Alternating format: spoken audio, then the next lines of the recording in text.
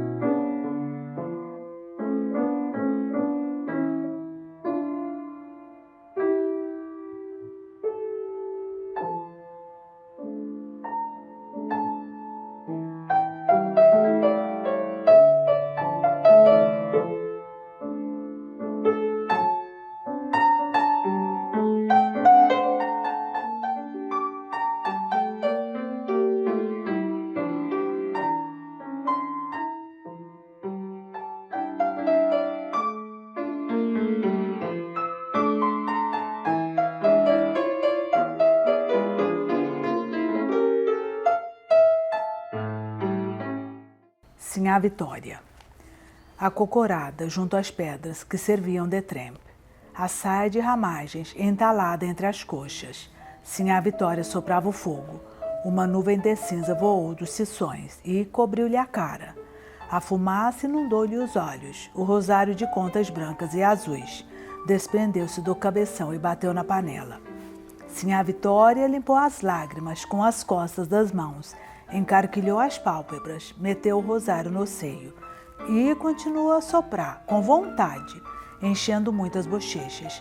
Labaredas lamberam as hastes de angico, esmoreceram, tornaram a levantar-se e espalharam entre as pedras.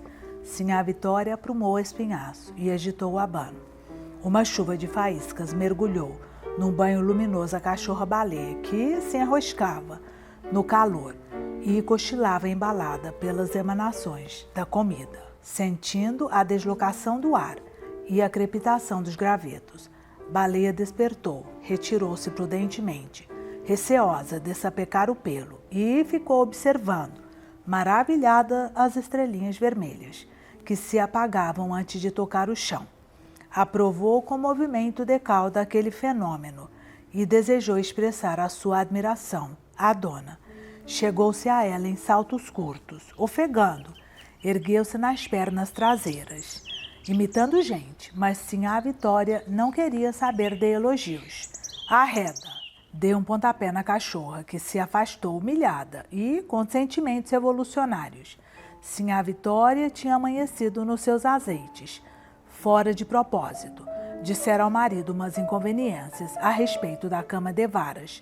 Fabiano, que não esperava semelhante desatino, apenas grunhira. E amunhecara, porque realmente mulher é bicho difícil de entender. Deitara-se na rede e pegara no sono. Sinhá Vitória andara para cima e para baixo, procurando em que desabafar, como achasse tudo em ordem. Queixara-se da vida, e agora vingava-se em baleia, dando-lhe um pontapé. Avizinhou-se da janela baixa da cozinha. Viu os meninos entretidos no barreiro, sujos de lama, fabricando bois de barro, que secavam ao sol, sob o pé de turco, e não encontrou motivo para repreendê-los. Pensou de novo na cama de varas e mentalmente xingou Fabiano. Dormiam naquilo. Tinha-se acostumado, mas seria mais agradável dormirem numa cama de laço de couro, como outras pessoas. Fazia mais de um ano que falava nisso com o marido. Fabiano a princípio concordara com ela. Mastigara cálculos. Tudo errado, tanto para o couro, tanto para a armação. Bem, poderiam adquirir o móvel necessário, economizando na roupa e no querosene. Sinhá Vitória respondera que isso era impossível, porque eles vestiam mal. As crianças andavam nuas e recolhiam-se todos ao anoitecer. Para bem dizer, não se acendiam candeeiros na casa. Tinham discutido, procurado cortar outras despesas. Como não se entendessem, Sinhá Vitória aludira, bastante azeda, ao dinheiro gasto pelo marido na feira, com jogo e cachaça. Ressentido, Fabiano condenara os sapatos de verniz que ela usava nas festas, caros e inúteis. Calçada naquilo, trôpega, mexia-se como um papagaio. Era ridícula. Sinhá Vitória ofendera-se gravemente com a comparação e, se não fosse o respeito que Fabiano lhe inspirava, teria despropositado. Efetivamente, os sapatos apertavam-lhe os dedos, faziam-lhe calos. Equilibrava-se mal, tropeçava, manquejava, trepada nos saltos de meio palmo. Devia ser ridícula, mas a opinião de Fabiano entristecera-a muito. Desfeitas essas nuvens, curtidos os dissabores, a cama de novo lhe aparecera no horizonte acanhado. Agora pensava nela de mau humor, julgava inatingível e misturava as obrigações da casa. Foi à sala, passou por baixo do punho da rede, onde Fabiano roncava, tirou do caritó o cachimbo e uma pele de fumo. Saiu para o copiar. O chocalho da vaca laranja tilintou para os lados do rio. Fabiano era capaz de se ter esquecido de curar a vaca laranja. Quis acordá-lo e perguntar, mas distraiu-se olhando os xique-xiques e os mandacarus, que avultavam na campina. O mormaço levantava-se da terra queimada. Estremeceu, lembrando-se da seca. O rosto moreno desbotou. Os olhos pretos arregalaram-se. Diligenciou afastar a recordação, temendo que ela virasse realidade. Rezou baixinho uma ave-maria. Já tranquila, a atenção desviada para um buraco que havia na cerca do chiqueiro das cabras. Esfarelou a pele de fumo entre as palmas das mãos grossas. Encheu o cachimbo de barro. Foi consertar a cerca. Voltou. Circulou a casa atravessando o cercadinho do oitão. Entrou na cozinha. É capaz de Fabiano ter se esquecido da vaca laranja. Agachou-se, atiçou o fogo, apanhou uma brasa com a colher, acendeu o cachimbo, pôs a chupar o canudo de taquari, cheio de sarro, jogou longe uma cusparada que passou por cima da janela e foi cair no terreiro. Preparou-se para cuspir novamente. Por uma extravagante associação, relacionou esse ato com a lembrança da cama. Se o cuspo alcançasse o terreiro, a cama seria comprada antes do fim do ano. Encheu a boca de saliva, inclinou-se e não conseguiu o que esperava. Fez várias tentativas inutilmente. O resultado foi secar a garganta. Ergueu-se desapontada. Besteira, aquilo não valia. Aproximou-se do canto onde o pote se erguia numa forquilha de 3 pontas. Bebeu um caneco de água. Água salobra. Ixi! Isto lhe sugeriu 2 imagens quase simultâneas, que se confundiram e neutralizaram. Panelas e bebedouros. Encostou o fura-bolos à testa, indecisa. Em que estava pensando, olhou o chão, concentrada, procurando recordar-se. Viu os pés chatos, largos, os dedos separados. De repente, as 2 ideias voltaram. O bebedouro secava. A panela não tinha sido temperada. Foi levantar o testo. Recebeu na cara vermelha uma baforada de vapor. Não é que ia deixando a comida esturrar? Pôs água nela e remexeu-a com a quenga preta de coco. Em seguida, provou o caldo. Insosso. Nem parecia boia de cristão. Chegou-se ao giral, onde se guardavam cumbucos e mantas de carne. Abriu a mochila de sal. Tirou um punhado. Jogou na panela. Agora pensava no bebedouro, onde havia um líquido escuro que bicha enjeitava.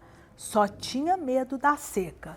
Olhou de novo os pés espalmados. Efetivamente, não se acostumava a calçar sapatos, mas o remoque de Fabiano molestara. Pés de papagaio. Isso mesmo, sem dúvida, Matuto anda assim. Para que fazer vergonha a gente? Arreliava-se com a comparação. Pobre do papagaio.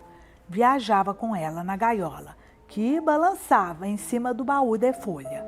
Gaguejava. Meu louro, era o que sabia dizer. Fora isso, aboiava, arremedando Fabiano, e latia como baleia. Coitado! Sinhá Vitória nem queria lembrar-se daquilo. Esquecer a vida antiga. Era como se tivesse nascido depois que chegara à fazenda. A referência aos sapatos, abrira-lhe uma ferida e a viagem reaparecera. As alpercatas dela tinham sido gastas nas pedras. Cansada, meio morta de fome, carregava o filho mais novo, o baú e a gaiola do papagaio. Fabiano era ruim, mal agradecido. Olhou os pés novamente. Pobre do louro, na beira do rio matara-o por necessidade, para sustento da família. Naquele momento, ele estava zangado, fitava na cachorrinha as pupilas sérias e caminhava aos tombos, como os matutos em dias de festa, para que Fabiano fora despertar-lhe aquela recordação. Chegou à porta, olhou as folhas amarelas das catingueiras, suspirou. Deus não havia de permitir outra desgraça. Agitou a cabeça e procurou ocupações. Para entreter-se, tomou a cuia grande, encaminhou-se ao barreiro, encheu de água o caco das galinhas, endireitou o poleiro. Em seguida, foi ao quintalzinho regar os craveiros e as panelas de losna e botou os filhos para dentro de casa, que tinham barro até nas meninas dos olhos. Repreendeu-os. Safadinhos, porcos, sujos como... Deteve-se. Ia dizer que eles estavam sujos como papagaios. Os pequenos fugiram. Foram enrolar-se na esteira da sala, por baixo do caritó.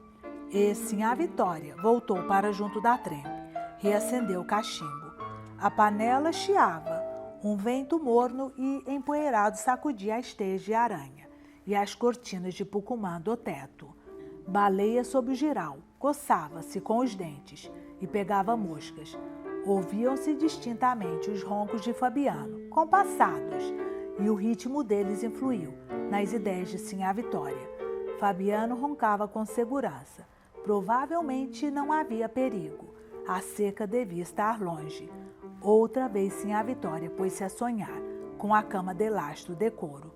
Mas o sonho se ligava à recordação do papagaio e foi-lhe preciso um grande esforço para isolar o objeto do seu desejo.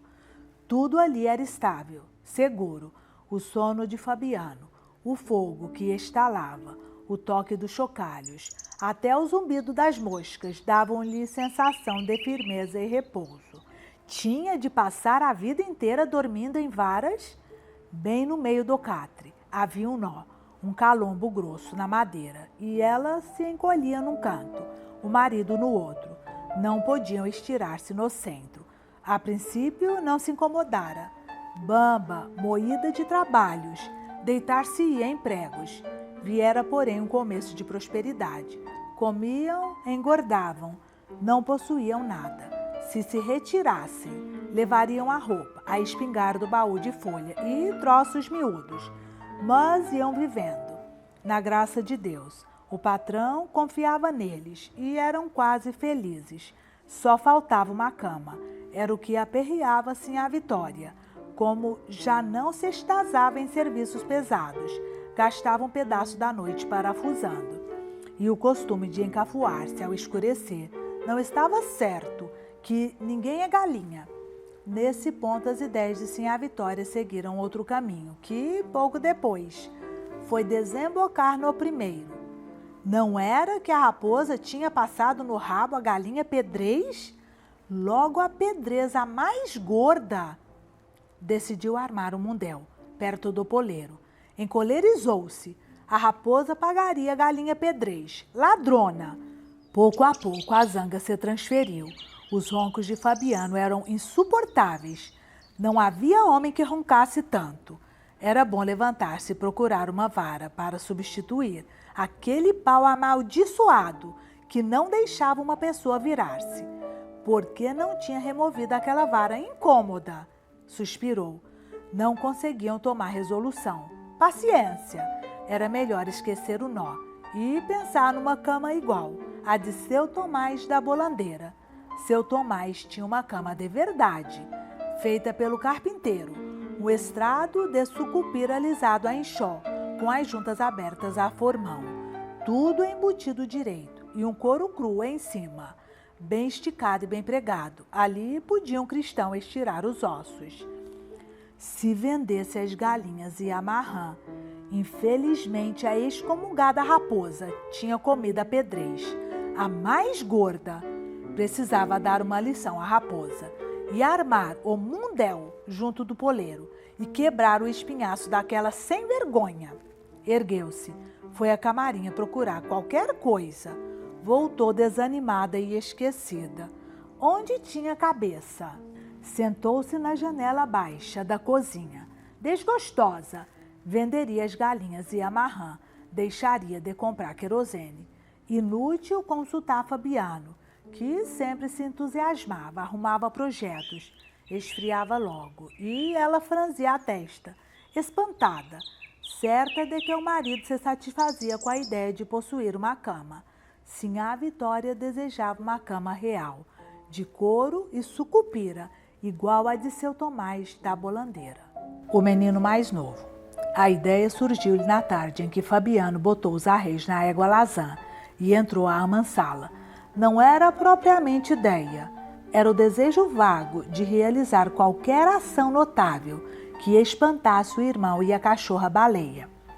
Naquele momento, Fabiano lhe causava grande admiração, metido nos couros, de perneiras, gibão e guarda-peito.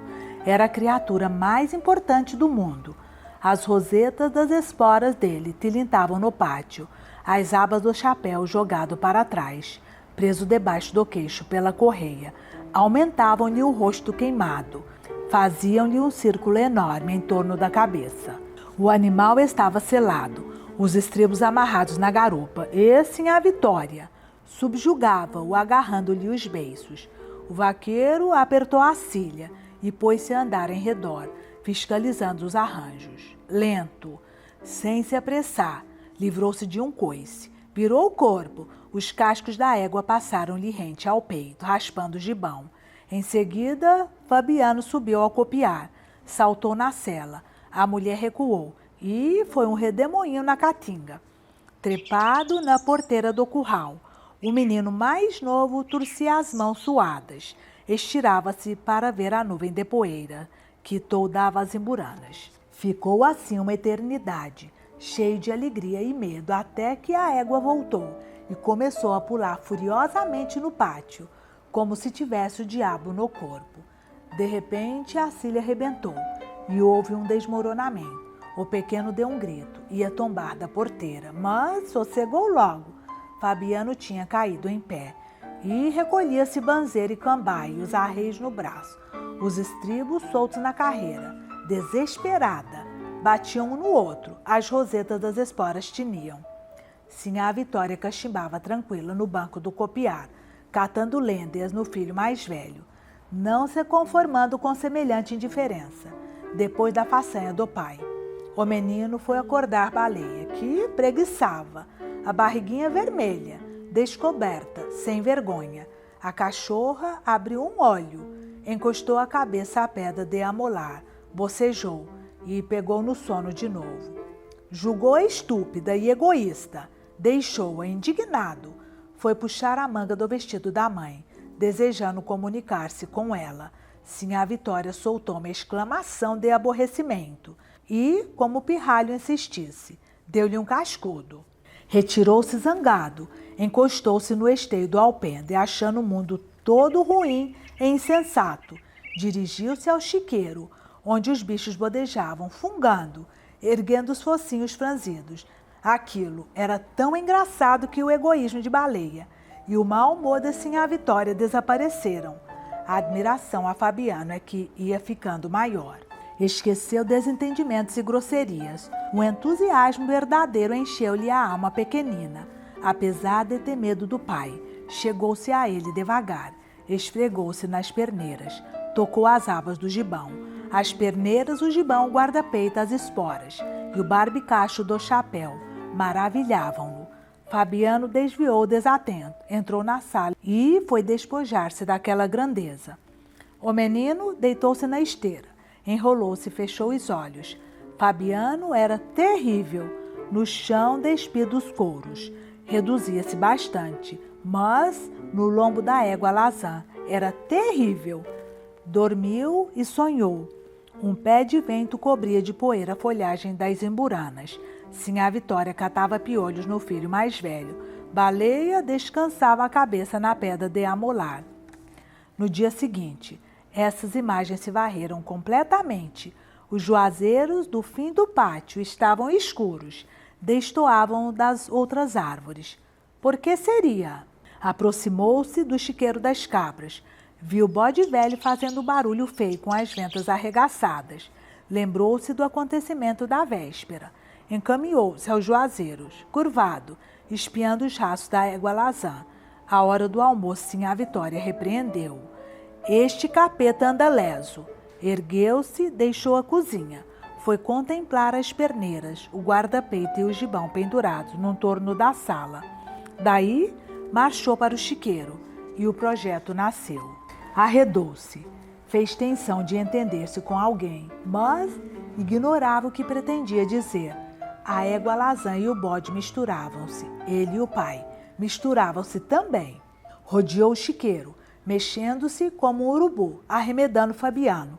A necessidade de consultar o irmão apareceu e desapareceu. O outro iria rir-se, mangar dele, avisar Sinhá Vitória. Teve medo do riso e da mangação. Se falasse naquilo, Sinhá Vitória lhe puxaria as orelhas. Evidentemente, ele não era Fabiano, mas se fosse, precisava mostrar que podia ser Fabiano. Conversando, talvez conseguisse explicar-se. Pôs-se a caminhar, banzeiro, até que o irmão e Baleia levaram as cabras ao bebedouro. A porteira abriu-se, um farto espalhou-se pelos arredores. Os chocalhos soaram, a camisinha de algodão atravessou o pátio, contornou as pedras, onde se atiravam cobras mortas, passou os juazeiros, desceu a ladeira, alcançou a margem do rio. Agora as cabras se empurravam, metendo os focinhos na água. Os cornos entrechocavam-se. Baleia tarefada latia correndo. Trepado na ribanceira, o coração aos baques. O menino mais novo esperava que o bode chegasse ao bebedouro. Certamente aquilo era arriscado, mas parecia-lhe que ali em cima tinha crescido e podia virar Fabiano. Sentou-se indeciso. O bode ia saltar e derrubá-lo. Ergueu-se, afastou-se, quase livre da tentação. Viu um bando de periquitos que voava sob as catingueiras. Desejou possuir um deles, amarrá-lo com uma embira, dar-lhe comida. Sumiram-se todos, chiando, e o pequeno ficou triste, espiando o céu, cheio de nuvens brancas. Algumas eram carneirinhos, mas desmanchavam-se e tornavam-se bichos diferentes. Duas grandes se juntaram e uma tinha a figura da égua Lazã. A outra representava Fabiano. Baixou os olhos encandeados, esfregou-os, aproximou-se novamente da ribanceira. Distinguiu a massa confusa do rebanho, ouviu as pancadas dos chifres. Se o bode já tivesse bebido, ele experimentaria decepção. Examinou as pernas finas, a camisinha encardida e rasgada. Enxergava viventes no céu, considerava-se protegido. Convencia-se de que forças misteriosas iam ampará-lo. Boiaria no ar, como um periquito. Pôs-se a berrar, imitando as cabras, chamando o irmão e a cachorra. Não obtendo resultado, indignou-se. Ia mostrar aos dois uma proeza. Voltariam para casa espantados. Aí o bode se avizinhou e meteu o focinho na água. O menino despenhou-se da ribanceira, escanchou-se no espinhaço dele. Mergulhou no pelame fofo, escorregou. Tentou em vão segurar-se com os calcanhares. Foi atirado para a frente. Voltou. Achou-se montado na garupa do animal, que saltava demais e provavelmente se distanciava do bebedouro. Inclinou-se para um lado, mas fortemente sacudido. Retomou a posição vertical. Entrou a dançar, desengonçado, as pernas abertas, os braços inúteis. Outra vez impelido para a frente. Deu um salto mortal. Passou por cima da cabeça do bode. Aumentou o rasgão da camisa numa das pontas e estirou-se na areia. Ficou ali estatelado, quietinho, um zunzum nos ouvidos, percebendo vagamente que escapara sem honra da aventura. Viu as nuvens que se desmanchavam no céu azul. Embirrou com elas, interessou-se pelo voo dos urubus. Debaixo dos coros, Fabiano andava banzeiro, pesado, direitinho um urubu. Sentou-se, apalpou as juntas doídas. fora sacolejado violentamente. Parecia-lhe que os ossos estavam deslocados. Olhou com raiva o irmão e a cachorra. Deviam tê-lo prevenido. Não descobriu neles nenhum sinal de solidariedade. O irmão ria como um doido. Baleia Séria desaprovava tudo aquilo. Achou-se abandonado e mesquinho, exposto a quedas, coices e marradas. Ergueu-se, arrastou-se com desânimo até a cerca do bebedouro. Encostou-se a ela, o rosto virado para a água barrenta, o coração esmorecido. Meteu os dedos finos pelo rasgão, coçou o peito magro. O tropel das cabras perdeu-se na ladeira. A cachorrinha ladrou longe. Como estariam as nuvens? Provavelmente algumas se transformavam em carneirinhos. Outras eram como bichos desconhecidos. Lembrou-se de Fabiano e procurou esquecê-lo. Com certeza Fabiano e Sinhá Vitória iam castigá-lo por causa do acidente. Levantou os olhos tímidos. A lua tinha aparecido. Engrossava acompanhada por uma estrelinha quase invisível. Àquela hora os periquitos descansavam na vazante, nas touceiras secas de milho. Se possuísse um daqueles periquitos, seria feliz. Baixou a cabeça. Tornou a olhar a poça escura que o gado esvaziara. Uns riachos miúdos marejavam na areia como artérias abertas de animais.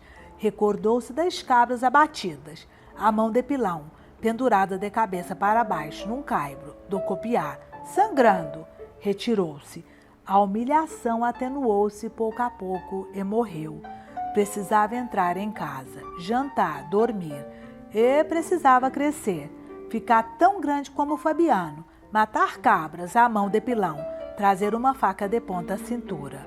Ia crescer, espichar-se numa cama de varas, fumar cigarros de palha, calçar sapato de couro cru. Subiu a ladeira, chegou-se à casa devagar, entortando as pernas, banzeiro. Quando fosse homem, caminharia assim, pesado, cambaio, importante, as rosetas das esporas tilintando. Saltaria no lombo de um cavalo brabo e voaria na caatinga, como pé de vento, levantando poeira. Ao regressar, apear-se-ia num pulo e andaria no pátio, assim torto, de peneiras de bão, guarda-peito e chapéu de couro com barbicachos. O menino mais velho e Baleia ficariam admirados. O menino mais velho. Deu-se aquilo, porque Sinhá Vitória não conversou um instante com o menino mais velho. Ele nunca tinha ouvido falar em inferno. Estranhando a linguagem de Sinhá Terta, pediu informações. Sinhá Vitória, distraída, aludiu vagamente a certo lugar, ruim demais. E, como o filho exigisse uma descrição, encolheu os ombros. O menino foi à sala interrogar o pai. Encontrou-o sentado no chão, com as pernas abertas, desenrolando o meio de sola. Bota o pé aqui. A ordem se cumpriu, e Fabiano tomou medida da alpercata. Deu um traço, com a ponta da faca atrás do calcanhar, outro adiante do dedo grande. Riscou em seguida a forma do calçado e bateu palmas. Arreda! O pequeno afastou-se um pouco, mas ficou por ali, rondando, e timidamente arriscou a pergunta. Não obteve resposta. Voltou à cozinha. Foi pendurar-se à saia da mãe. Como é? Sinhá Vitória falou em espetos quentes e fogueiras. A senhora viu? Aí, Sinhá Vitória se zangou, achou insolente e aplicou-lhe um cocorote. O menino saiu indignado com a injustiça, atravessou o terreiro, escondeu-se debaixo das catingueiras murchas, à beira da lagoa vazia. A cachorra-baleia acompanhou naquela hora difícil. Repousava junto à trempe, cochilando no calor, à espera de um osso. Provavelmente não o receberia, mas acreditava nos ossos, e o torpor que a embalava era doce. Mexia-se de longe em longe, punha na dona as pupilas negras, onde a confiança brilhava. Admitia a existência de um osso graúdo na panela, e ninguém lhe tirava esta certeza. Nenhuma inquietação lhe perturbava os desejos moderados. Às vezes recebia pontapés, sem motivo. Os pontapés estavam previstos e não dissipavam a imagem do osso. Naquele dia, a voz estridente de Sinhá Vitória e o cascudo do menino mais velho arrancaram Baleia da modorra e deram-lhe a suspeita de que as coisas não iam bem. Foi esconder-se num canto, por detrás do pilão, fazendo-se miúda entre cumbucos e cestos. Um minuto depois, levantou o focinho e procurou orientar-se. O vento morno que soprava da lagoa fixou-lhe a resolução. Esgueirou-se ao longo da parede, transpôs a janela baixa da cozinha, atravessou o terreiro, passou pelo pé de turco, topou o camarada chorando, muito infeliz, à sombra das catingueiras. Tentou minorar-lhe o padecimento, saltando em roda e balançando a cauda. Não podia sentir dor excessiva. E, como nunca se impacientava, continuou a pular, ofegando, chamando a atenção do amigo. Afinal, convenceu de que o procedimento dele era inútil. O pequeno sentou-se, acomodou nas pernas a cabeça da cachorra, pôs-se a contar-lhe baixinho uma história. Tinha um vocabulário quase tão minguado como o do papagaio, que morrera no tempo da seca. Valia-se, pois, de exclamações e de gestos, e Baleia respondia com o rabo, com a língua, com movimentos fáceis de entender. Todos o abandonavam. A cadelinha era o único vivente que lhe mostrava simpatia, afagou-a com os dedos magros e sujos, e o animal encolheu-se para sentir bem o contato agradável. Experimentou uma sensação, como a que lhe dava a cinza do borralho. Continuou a acariciá-la. Aproximou do focinho dela a cara enlameada. Olhou bem no fundo os olhos tranquilos. Estivera metido no barreiro com o irmão, fazendo bicho de barro, lambuzando-se. Deixara o brinquedo e fora interrogar Sinhá Vitória. Um desastre. A culpada era Sinhá Terta, que na véspera, depois de curar com reza a espinhela de Fabiano, soltara uma palavra esquisita, chiando, o canudo do cachimbo preso nas gengivas banguelas. Ele tinha querido que a palavra virasse coisa e ficara desapontado quando a mãe se referira a um lugar ruim, com espetos e fogueiras. Por isso resingara, esperando que ela fizesse o inferno transformar-se. Todos os lugares conhecidos eram bons. O chiqueiro das cabras, o curral, o barreiro, o pátio, o bebedouro, mundo onde existiam seres reais, a família do vaqueiro e os bichos da fazenda. Além, havia uma serra distante e azulada, um monte que a cachorra visitava, caçando preais, veredas quase imperceptíveis na caatinga, moitas e capões de mato, impenetráveis bancos de macambira. E aí fervilhava uma população de pedras vivas e plantas que procediam como gente. Esses mundos viviam em paz. Às vezes desapareciam as fronteiras. Habitantes dos dois lados entendiam-se perfeitamente e auxiliavam-se. Existiam, sem dúvida, em toda a parte forças maléficas, mas essas forças eram sempre vencidas. E, quando Fabiano amansava brabo, evidentemente uma entidade protetora segurava-o na cela, indicava-lhe os caminhos menos perigosos, livrava-o dos espinhos e dos galhos. Nem sempre as relações entre as criaturas haviam sido amáveis. Antigamente, os homens tinham fugido à toa, cansados e famintos. Sinhá Vitória, com o filho mais novo escanchado no quarto, equilibrava o baú de folha na cabeça. Fabiano levava no ombro a espingarda de pederneira. Baleia mostrava as costelas através do pelo escasso. Ele e o menino mais velho caíra no chão, que lhe torrava os pés. Escurecera de repente. Os chique-chiques e os mandacarus haviam desaparecido. Mal sentia as pancadas que Fabiano lhe dava com a bainha da faca de ponta. Naquele tempo, o mundo era ruim, mas depois se consertara. Para bem dizer, as coisas ruins não tinham existido. No giral da cozinha, arrumavam-se mantas de carne seca e pedaços de toicinho. A sede não atormentava as pessoas, e à tarde, aberta a porteira, o gado miúdo corria para o bebedouro.